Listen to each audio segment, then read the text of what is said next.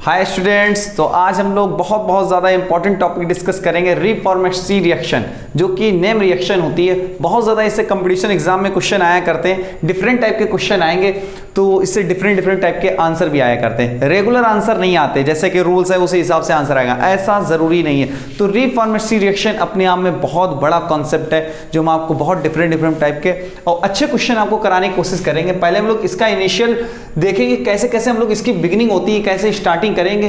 भाई reformat reaction इतना आसान नहीं है समझना, तो ये सबसे पहले हम लोग समझे कि इसकी रिएक्शन किस पर होती है, इसका रिएक्शन किस पर होगा। ये तो मेरे पास रहा रीजेंट, हमेशा रिएक्शन होती है अल्फा ब्रोमो ईस्टर। क्या लेंगे हम लोग, हमेशा देखिएगा ये मेरे पास कौन सा, ये ईस्टर कंपाउंड है, आपको दिख रहा होगा यहां से क्या है COOR RC, ये BR को भूल जाओ आप, ब्रोमीन को भूल जाइए थोड़ी देर के लिए।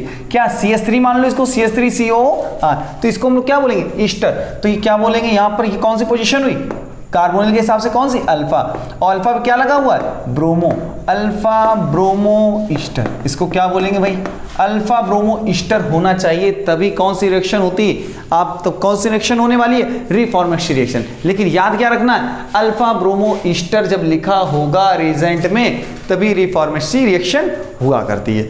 अब क्या होता है, और रिएक्शन होती किस पर है, हमेशा carbonyl compound, pure carbonyl compound. हमने एक वर्ड बोला यहां पर प्योर, प्योर का मतलब होता है ओनली एल्डिहाइड एंड कीटोन। क्या होगा, ओनली एल्डिहाइड एंड कीटोन, इसके अलावा अदरवाइज किसी पर भी रिएक्शन नहीं होगी। ठीक, ये तो पहली पॉइंट थी। दूसरा पॉइंट मेरे पास क्या है, हमेशा इसकी जो रिएक्शन हुआ करती है ईथर लो या DMSO। DMSO मतलब कोई भी, बहुत सारे रीजेंट हम लोग ले सकते हैं, यहां पर ये बताते हैं कौन कौन से ले सकते हैं। DMSO का मतलब dimethyl sulpho oxide, dimethyl sulpho oxide, इसके बारे में डिस्कस करेंगे। ईथर ले सकते हैं या DMSO ले सकते हैं, बहुत सारे। लेकिन ये रीजेंट है कौन सा, ये हम लोग बोलते हैं सॉल्वेंट, रीजेंट नहीं है। रीजेंट तो मेरे पास ये रहेगा, ये मेरे पास सॉल्वेंट है। ठीक है, सॉल्वेंट कैसा है, ये नॉन पोलर है, सॉरी पोलर एप्रोटिक है। कैसा सॉल्वेंट है, polar aprotic. Polar aprotic solvent किसे बोलते हैं, पोलर एप्रोटिक सॉल्वेंट ऐसे सॉल्वेंट हुआ करते हैं जो जिसका पोलर तो होगा कंपाउंड, लेकिन वो H+ को रिमूव नहीं करते हैं। H+ जो देगा उसे हम लोग पोलर भी बोलेंगे और प्रोटिक भी बोलेंगे। प्रोटिक मतलब प्रोटॉन डोनेट करना, ये प्रोटॉन इसके पास नहीं होगा। ईथर अपना प्रोटॉन डोनेट नहीं करता, क्योंकि इसका जो हाइड्रोजन वो कार्बन से जुड़ा होता है। प्रोटॉन हमेशा वही निकालता है जिसकी ज्वाइनिंग किससे होनी चाहिए, किससे होनी चाहिए, ऑक्सीजन से जुड़ा हो। जब ऑक्सीजन से जुड़ा होगा तो हमेशा क्या होगा, ऑक्सीजन से जुड़ा होगा हाइड्रोजन, तो उसे हम लोग पोलर प्रोटिक बोला करते हैं। बहुत सारी इनिशियली हम चीजें आपको स्टार्टिंग से पहले बता रहे हैं कि जिससे आपको समझ आ सके। ठीक है, और दूसरी बात, हम लोगों ने यहाँ पे जिंक मेटल का यूज किया है, जिंक का यूज किया, और क्या है, हाइड्रोलाइसिस करेंगे, और साथ साथ में फिर क्या करेंगे, हीटिंग करेंगे। ठीक है, क्या करेंगे भाई, हीटिंग करेंगे। अब जरा यहाँ पर इस वाली लाइन पे थोड़ा गौर करते हैं, क्या लिखा है, zinc in polar aprotic solvent. Zinc कैसा लिखा भाई, जिंक का यूज हम लोग कब कर रहे हैं, जब सॉल्वेंट हमने कैसा लिया, पोलर एप्रोटिक। देखिएगा पोलर तो है, लेकिन कैसा सॉल्वेंट है, aprotic solvent, followed by pure carbonyl compound. Carbonyl compound मतलब इस तरह का, वो कार्बोनिल कंपाउंड कौन सा हो सकता है, या फिर वो एल्डिहाइड होगा, या फिर वो कोई भी कीटोन। कोई भी एल्डिहाइड दुनिया का हो, कोई भी कीटोन हो, उसके ऊपर कौन सी रिएक्शन हो रही होगी, रीफॉर्मेट की रिएक्शन। लेकिन पहचान कैसे करेंगे हम लोग, पहचान करेंगे अल्फा ब्रोमो ईस्टर। क्या लिखा होगा वहां पर, इस तरह का रिजेंट होना चाहिए, तभी कौन सी रिएक्शन स्टार्ट हो जाएगी, रीफॉर्मेट रिएक्शन होती है। इसके बाद अगली चीज क्या है, जिंक का आखिर यहां पर रोल क्या है, जिंक अपना कौन सा रोल प्ले करता है। तो जिंक हमेशा क्या होता है, मेटल होता है। आप जानते होंगे मेटल हमेशा किसे कहते हैं, जो अपने इलेक्ट्रॉनों को लूज किया करता है। तो जिंक ने क्या किया, यहां पर अपने 2 इलेक्ट्रॉनों को लूज कर दिया, ये रहे मेरे पास 2 इलेक्ट्रॉन, और जिंक ने क्या किया, 2 पॉजिटिव का चार्ज बनाया और 2 इलेक्ट्रॉनों को लूज कर दिया। अच्छा, 2 इलेक्ट्रॉन लूज करने का यहां पर फायदा क्या है, इलेक्ट्रॉनों की जरूरत क्यों पड़ी, अब इस बात को भी हमें समझना। इससे पहले हम लोग एक यहां पर एक एग्जांपल समझने की कोशिश करो, इतना हिस्सा हम छोड़ देते हैं, यहां वापस फिर से आएंगे। ये जो हमने एक एग्जांपल लिया है इलेक्ट्रॉन, अगर मेरे पास कोई भी कैटायन है, कोई भी कैटायन किसी के ऊपर भी पॉजिटिव हो, किसी के ऊपर पॉजिटिव हो, अगर हम लोग उसको 1 इलेक्ट्रॉन डोनेट करते हैं, 1 इलेक्ट्रॉन, देखो सिंगल इलेक्ट्रॉन दिया, तो यहां पर बनने वाली चीज क्या है, देखिए क्या लिखा हुआ है, फ्री रेडिकल बनता है। कभी भी प्लस को 1 इलेक्ट्रॉन देंगे आप, तो हमेशा क्या हो रहा होगा, वो फ्री रेडिकल बनेगा। अब देखिए मेरे पास फ्री रेडिकल जो बन चुका था, इसको हमने दोबारा इलेक्ट्रॉन डोनेट किया। जैसे हमने दोबारा इसको इलेक्ट्रॉन डोनेट किया, ये क्या बन गया भाई, निगेटिव। और जिस पर निगेटिव, आर का मतलब होता है बेटा एल्काइल, R का मतलब क्या होगा, एल्काइल्स ग्रुप, ठीक है, एल्काइल्स ग्रुप बन गया। तो एल्काइल्स ग्रुप जिसके ऊपर नेगेटिव चार्ज हो या फिर लोन पेयर हो उसे हम लोग क्या बोला करते हैं, न्यूक्लियोफाइल बोलते हैं। तो इस तरह से यहाँ पर नेगेटिव मिल गया तो इसका नाम हो गया यहाँ से न्यूक्लियोफाइल। और देखो और करके हम लोग क्या लिख सकते हैं, यहाँ पर एक एक इलेक्ट्रॉन दिया, अगर हम लोग डायरेक्टली पॉजिटिव पे 2 इलेक्ट्रॉन दे दें तो आंसर क्या यही आएगा, क्या आंसर यही आने वाला। भाई देखिए प्लस था, 1 इलेक्ट्रॉन डोनेट किया फ्री रेडिकल, फिर से 1 इलेक्ट्रॉन डोनेट किया नेगेटिव, इसका मतलब 2 इलेक्ट्रॉन देने से डायरेक्ट पॉजिटिव पे कौन सा चार्ज, नेगेटिव चार्ज। तो यहां से मेरे ख्याल से आप समझ गए होंगे, यहां पर पॉजिटिव है, जैसे ही 2 इलेक्ट्रॉन का यहां डोनेशन किया यहां पर क्या बन के तैयार हो गया, देखिए भाई क्या लिखा हुआ है, न्यूक्लियोफाइल बना। ठीक, मेरी बात शायद समझ गए होंगे। अब देखिए एक और बहुत ही महत्वपूर्ण चीज हम आपको बताने वाले हैं, बहुत इंपॉर्टेंट बात है, यहाँ पे नोट करिएगा इसे। अच्छा यहां पर हम लोगों ने सॉल्वेंट कौन सा लिया है भाई, पोलर और एप्रोटिक, मतलब यच ना देता हूं। ये मेरे पास जैसे हमने ईथर लिया है, ईथर कोई भी ले लिया, जैसे ईथर ने क्या किया, हम लोगों ने क्या किया, इसको सॉल्वेंट कर दिया, क्या कर दिया, सॉल्वेट, सॉल्वेंट ने चारों तरफ से घेर लिया। अगर इस जिंक के लिए अगर हम लोग पोलर प्रोटिक वाला ना, पोलर एप्रोटिक वाला सॉल्वेंट ना लेते तो ये इसको घेर नहीं पाता। अगर तो जब घेर नहीं पाता तो जिंक क्या करेगा, जिंक इसके साथ इलेक्ट्रॉन लेकर के दोबारा जिंक में कन्वर्ट हो जाता। सोचिए दिमाग से, अगर जिंक को ये घेरता नहीं, जैसे ही Zn++ बनाया, देखना जैसे ही Zn++ बनाया सो तुरंत क्या करा, Z क्या होगा, ईथर ने यहां से अटैक करना स्टार्ट कर दिया, कल अब तुम नहीं जा सकते भाई, हमने घेर लिया, बिल्कुल अच्छी तरीके से क्या कर लिया, घेर लिया, हर जगह से क्या कर रहे हैं भाई, ये घेराघारी चालू हो गई कि इसलिए जिंक भाग ना पाए। यहां से अगर जिंक भाग गया तो क्या होगा, रिएक्शन नहीं होगा। जैसे कि देखो हमने यहां पर इस तरह का अरेंजमेंट बनाया है, मेरे ख्याल से आप समझ गए होंगे। कोई भी हो, कोई भी यहाँ पे सॉल्वेंट हो सकता है, लेकिन कैसा होना चाहिए, पोलर हो और साथ साथ में एप्रोटिक हो। एप्रोटिक और प्रोटिक में थोड़ा डिफरेंस हम वही बता देते हैं, जैसे CH3COOH लिखा हो, ये मेरे पास कैसा है, प्रोटिक। लेकिन ईथर की बात करें, ईथर की बात कर लेते भाई, यहां ऑक्सीजन से कौन जुड़ा हुआ, हाइड्रोजन, यहां ऑक्सीजन से कौन जुड़ा है, कार्बन, लेकिन हाइड्रोजन किससे जुड़ा, कार्बन से, इसलिए इसे क्या बोलेंगे, यहां देखो ये पोलर तो है लेकिन एप्रोटिक है, ये पोलर भी है और प्रोटिक भी है। ठीक, मेरे ख्याल से आप बात बहुत अच्छे से समझ चुके होंगे। अब क्या करते हैं, अब थोड़ा रिएक्शन हम लोग आगे बढ़ जाते हैं, भाई स्टार्ट करना है, ठीक है। बहुत बेसिक चीजें हमने आपको बता दी, इसका रोल आप याद रखेंगे, जिंक डबल+ का रोल क्या था यहाँ पर। अगर जिंक डबल+ बन करके अगर ये सॉल्वेंट ना होता, ये सॉल्वेंट हम लोग ना लिए होते तो ये दोबारा क्या करेगा, इसके साथ दोबारा रिएक्शन, फिर से जिंक में कन्वर्ट, मतलब तुम बैठे रहो, रिएक्शन होगी नहीं, फिर तो तमाशा देखो। लेकिन क्या करा भाई, जैसे ही इसे घेर लिया तो जिंक चाहता है कि हम इलेक्ट्रॉन अपने वापस लें, जिंक चाहता है कि हम अपने इलेक्ट्रॉन वापस लें, लेकिन कैसे ले पाएगा, केवल तमाशा देखेगा। क्या करे, तमाशा देखे, भैया ले जाओ इलेक्ट्रॉन, घेर लिया तुम लोगों ने।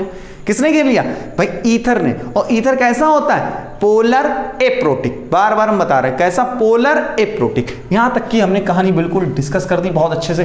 अब आ जाते हैं इस वाले पॉइंट पे, इसे क्या बोलेंगे, अल्फा ब्रोमो ईस्टर। क्या नाम है इसका, अल्फा ब्रोमो ईस्टर। हुआ क्या, इसने जैसे ये Br हटा होगा इस कार्बन पर प्लस आया होगा, ब्रोमीन जैसे ही हटेगा यहां पर कौन सा चार्ज आया, पॉजिटिव। पॉजिटिव पे हम लोग क्या कर रहे हैं, ये देखो इस तरह का बना भाई, जैसे ही हटाए यहां पर पॉजिटिव, स्टेप बाइज हमने आपको समझाने की कोशिश की है। यहां पर पॉजिटिव चार्ज, जैसे ही पॉजिटिव आया, यहां देखो पॉजिटिव है, पॉजिटिव पे क्या कर रहे हैं हम लोग, 2 इलेक्ट्रॉन दिए, जैसे ही 2 इलेक्ट्रॉनों का डोनेशन किया, यहां कौन सा चार्ज, नेगेटिव। जैसे देखो यहां पर नेगेटिव, इसका मतलब क्या बन गया मेरे पास, न्यूक्लियोफाइल, यहां पर भी न्यूक्लियोफाइल। ये समझाने के लिए हमने ये तरीका यूज किया था। अब हम लोग आ जाते हैं मुद्दे पे। तो मुद्दा क्या है यहां पर, तो ये तो बहुत अच्छे से आप समझ चुके हैं, इसमें कोई डाउट तो नहीं है, ठीक है। डाउट तो आप जरूर बताएं हमको, ठीक है, तुरंत टाइप करना।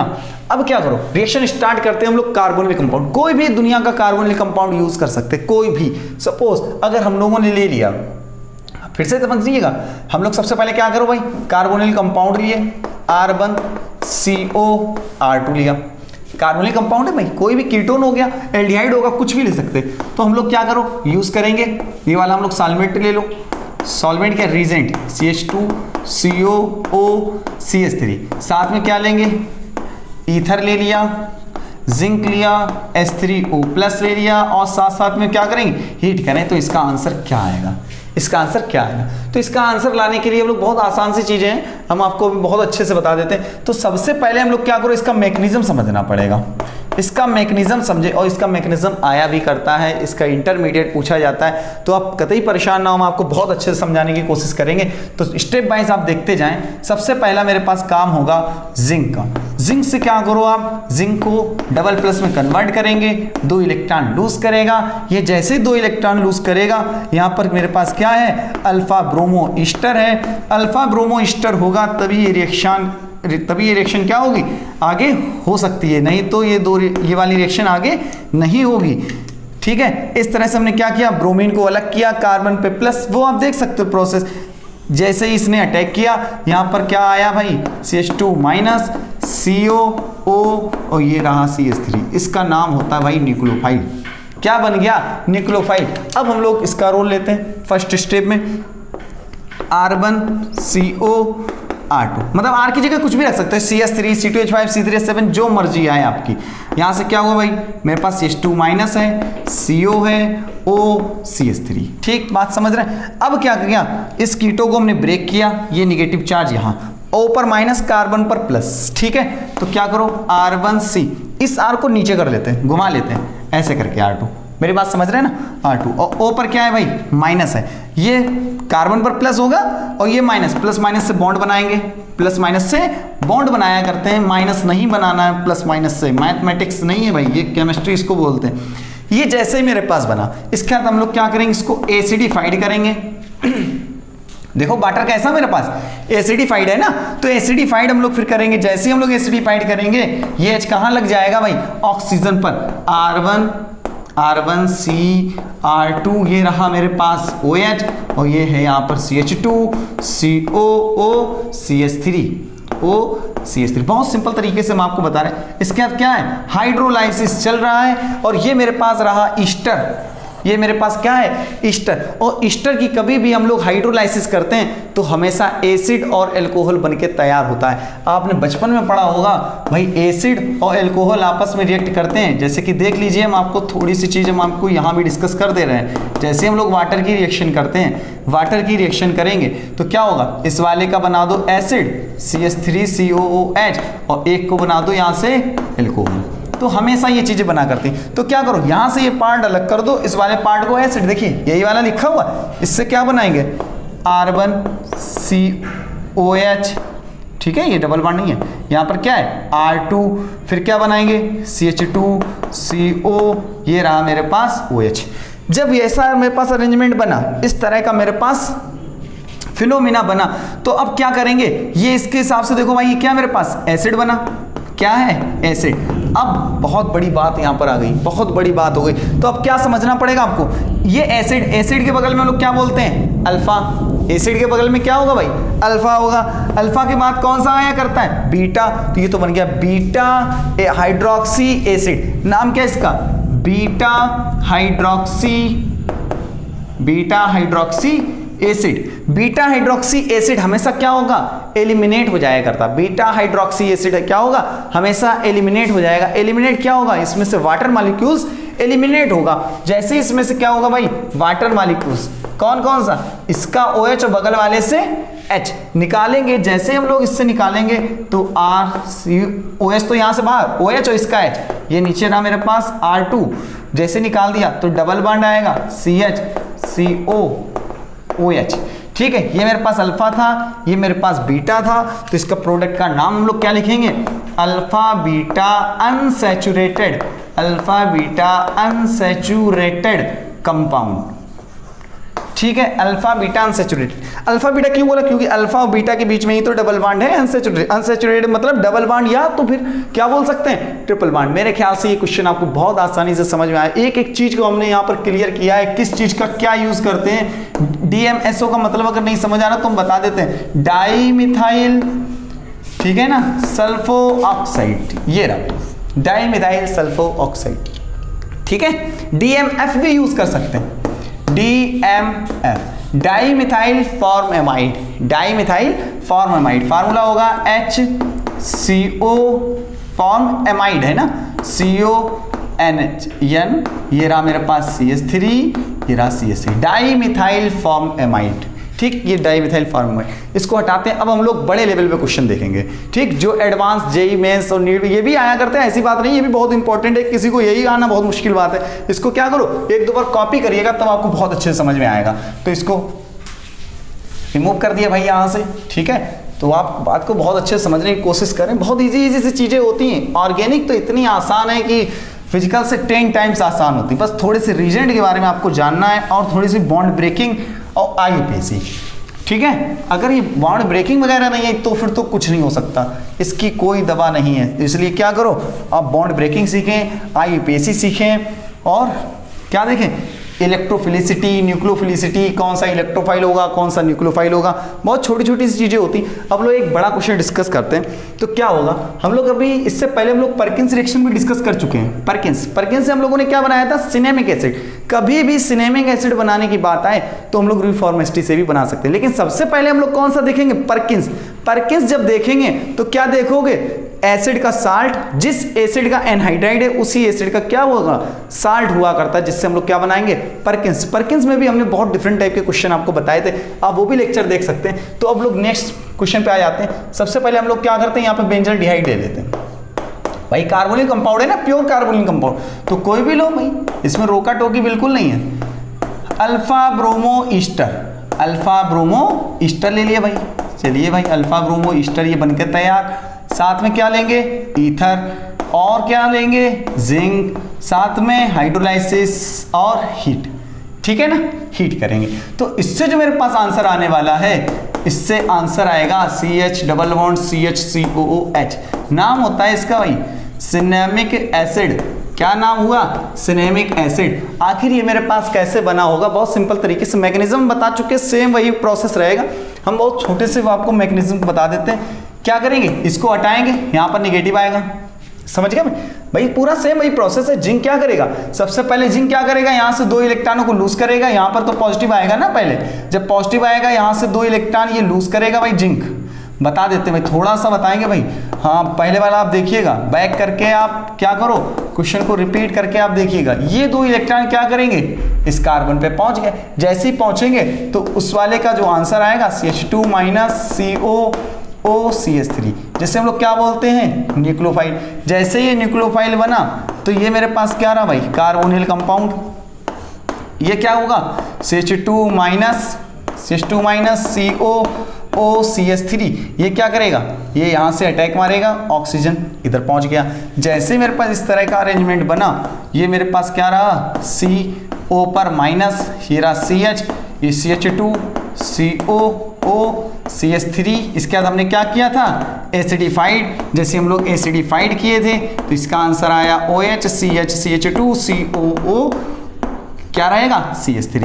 इसके बाद फिर क्या करते थे हम लोग, हाइड्रोलाइसिस। देखिए नंबर बाय नंबर स्टेप में चलना है। हाइड्रोलाइसिस करेंगे, जैसे हाइड्रोलाइसिस करेंगे तो ईस्टर को क्या करोगे, एसिड और एल्कोहल में कन्वर्ट कर देते हैं। तो इस तरह से आंसर रहा भाई ये वाला मेरे पास, क्या हो गया, ये रहा OH CH2 COOH। ये मेरे पास जब एसिड बन गया, एसिड बनने के बाद एक बहुत ही स्पेशल चीज बन जाती है, अल्फा बीटा हाइड्रोक्सी एसिड। अगर आपको हीटिंग नहीं मालूम, क्या चल रहा भाई, इसमें हीटिंग चल रही है। जब बीटा हाइड्रोक्सी एसिड होता है तो हीट करने पर क्या होगा, एलिमिनेशन हो जाता है। अगर किसी को चीज नहीं आती, मेरा एक लेक्चर पड़ा हुआ है हाइड्रोक्सी एसिड, ठीक है, alpha hydroxy acid, beta hydroxy acid, gamma hydroxy acid, delta, किसी भी लेवल पर बहुत डिफरेंट टाइप के क्वेश्चन के आंसर आया करते हैं। तो आप उस लेक्चर को जरूर देखें, ठीक है। तो उस लेक्चर को देखिएगा, अगर समझ नहीं आता तो इसका OH जो बगल वाले का H निकाल दीजिए। जैसे ही आप निकालेंगे तो यहाँ आएगा CH double bond CH COOH। इसका नाम होता है भाई सिनेमिक एसिड। ये यही रहा, इसको घुमा करके नीचे कर लो, एक ही चीज है, ठीक। तो ये तो सिनेमिक एसिड बना।